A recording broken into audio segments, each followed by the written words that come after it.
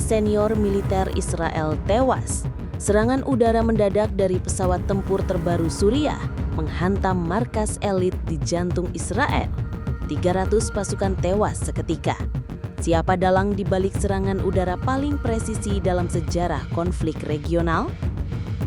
Sekitar pukul 4.12 pagi waktu setempat, sebuah ledakan mahadahsyat mengguncang kawasan militer di utara Beit Shemesh, tak jauh dari markas Divisi Pertahanan Khusus Israel. Di balik ledakan itu, sebuah manuver udara yang belum pernah terlihat sebelumnya. Serangan ini bukan dilakukan oleh rudal jarak jauh, tapi oleh pesawat tempur siluman generasi baru milik Suriah yang diberi nama Haidar 99, hasil kolaborasi rahasia antara Suriah dan teknokrat militer Iran. Haidar 99 bukan sekadar pesawat. Ini adalah platform pembawa rudal pintar yang mampu terbang rendah melintasi sistem radar Iron Dome tanpa terdeteksi. Ini terobosan besar dalam doktrin udara Suriah. Dalam rekaman yang berhasil diambil dari jarak jauh, terlihat dua lintasan hitam membelah langit hanya beberapa detik sebelum suara ledakan menggema di seluruh Beit Shemesh. Target serangan: kediaman pribadi Brigadir Jenderal Eliev Mordecai, Panglima Lapangan dari Komando Utara IDF. Ia dikenal sebagai arsitek sejumlah operasi militer kontroversial di wilayah Quneitra dan Darah. Di saat serangan, Jenderal Eliev tengah memimpin rapat strategis tertutup bersama lebih dari 300 perwira dan operator unit elit Sayeret Maglan di bunker bawah tanah kompleks militer tersebut. Serangan udara dari Haidar 99 menembakkan dua rudal berpemandu presisi tinggi, Ghadar SM-3 dan Duhar 81, varian terbaru dengan kepala peledak termobarik dan sistem pemecah beton. Tak satu pun dari mereka selamat.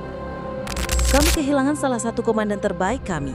Ini adalah tamparan keras terhadap struktur pertahanan kami, namun kami akan segera membalasnya dengan kekuatan penuh.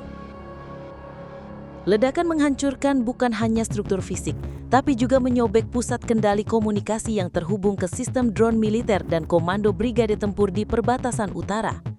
Akibatnya, jaringan militer Israel mengalami kebutaan selama lebih dari 6 jam. Momen yang menurut banyak analis adalah waktu paling rentan dalam sejarah modern Israel. Dari sumber-sumber di Damaskus diketahui bahwa operasi ini bernama Operasi Bayangan Balasan, dipimpin langsung oleh Letnan Marwan Al-Hadid, pilot elit yang disebut-sebut sebagai hantu udara dari Latakia.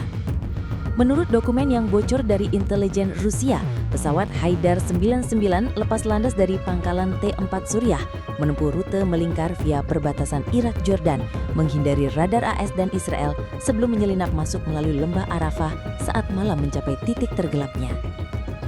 Jalur yang ditempuh memanfaatkan celah dalam rotasi satelit pengintai. Kemampuan manuver siluman Haidar 99 membuat Israel terlambat merespons. Baru setelah rudal menghantam dan radar terdeteksi, terbuka, Iron Dome aktif. Tapi semuanya sudah terlambat. Serangan ini mengirim pesan, kami bisa menyentuhmu, bahkan di jantung kekuasaanmu. Pemerintah Israel kini menghadapi tekanan besar.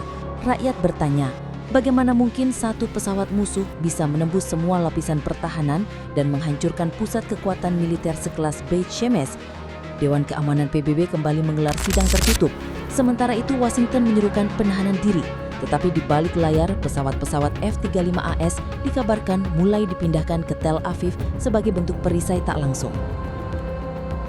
Gambar-gambar dari Beit Shemesh memperlihatkan ratusan peti jenazah diturunkan dalam upacara militer yang sunyi. Perdana Menteri Israel menyatakan masa berkabung nasional selama 3 hari. Namun publik tahu, pembalasan hanya soal waktu. Drone-drone dan unit udara Israel sudah bergerak. Sebagian dikabarkan mengarah ke Suriah Barat di sekitar Dara'ah dan Soida. 1 pesawat, 2 rudal, 300 korban. Ini bukan sekedar pertempuran. Ini pesan yang dikirim dari langit. Apakah ini awal dari perang langit Timur Tengah? Atau hanya episode pembuka dari konflik panjang yang akan membakar seluruh kawasan? Kami akan terus memantau perkembangan terbaru. Tetap bersama kami di kanal ini. Berikan pendapat kalian di kolom komentar, apakah ini pembalasan yang adil atau awal dari malapetaka lebih besar? Sampai jumpa di laporan khusus berikutnya.